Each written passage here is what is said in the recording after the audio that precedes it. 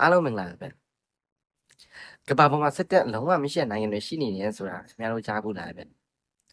နိုင်ငံတစ်ခုဆိုတာကိုယ့်ကိုကာကွယ်ဖို့စစ်တပ်ရှိရမယ်လို့ကျွန်တော်တို့အများစုယူဆကြပါတယ်ဒါပေမဲ့တချို့နိုင်ငံတွေကစစ်တပ်မရှိဘဲအေးချမ်းစွာနေထိုင်နေကြတယ်ဒါဆိုသူတို့ဘယ်လိုလုံခြုံနေကြလဲတကယ်ပဲအနေရမရှိဘူးလား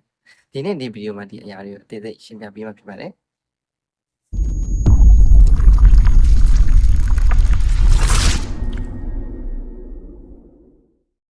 ကဘာပေါ်မှာစစ်တပ်မရှိတဲ့နိုင်ငံတွေထဲမှာကော့စတာရီကာအိုက်စလန်လင်ဂွစ်တိုင်းဝါတီကန်စီတီတို့ပါဝင်ပါတယ်သူတို့ကစစ်တပ်မရှိရင်နိုင်ငံမလုံခြုံဘူးဆိုတဲ့ယုံကြည်ချက်ကိုလုံးဝပြောင်းလဲထားတဲ့နိုင်ငံတွေပါ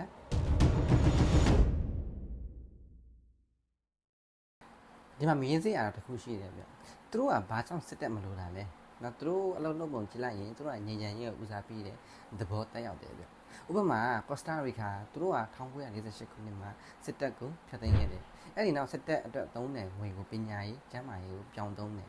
ရလက်ကလူနေမှုအဆင့်မြင့်ပျော်ရွှင်မှုအဆင့်မြင့်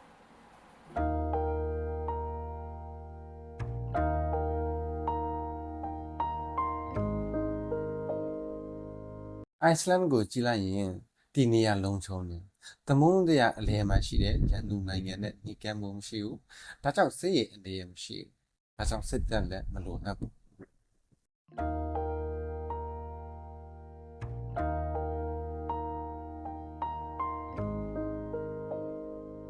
နိုင်ငံအသေးစားဖြစ်ခြင်းဥပမာ linguist တိုင်းနဲ့ Vatican City ကိုရှင်းအောင်ပြသူတို့ကလူရေးတဲ့နဲတဲ့မြေ area တင်းငယ်တဲ့စစ်တပ်ကြည့်တီးဆောင်ဖို့မလိုအပ်လို့သူတို့ကလုံခြုံရေးကိုရက်တစ်ဖွဲ့နဲ့ထိန်းချုပ်ထားပါတယ်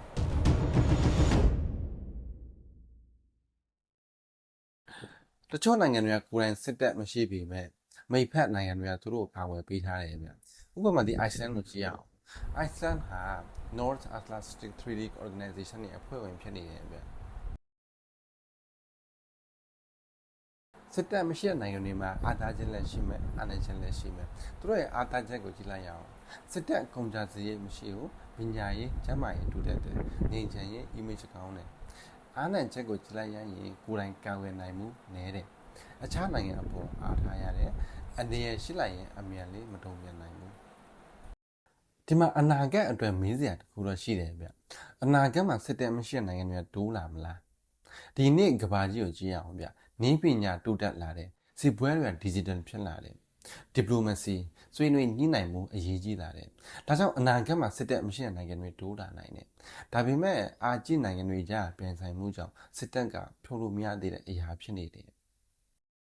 အခုဆိုရင်ကျွန်တော်တို့နားလည်နိုင်တာဟာနိုင်ငံနဲ့စစ်တပ်မလို့ဆိုတာတကယ်ဖြစ်နိုင်တယ်ဒါပေမဲ့အခြေအနေနေရာမူဝါဒပေါ်မှာမူတည်နေတယ်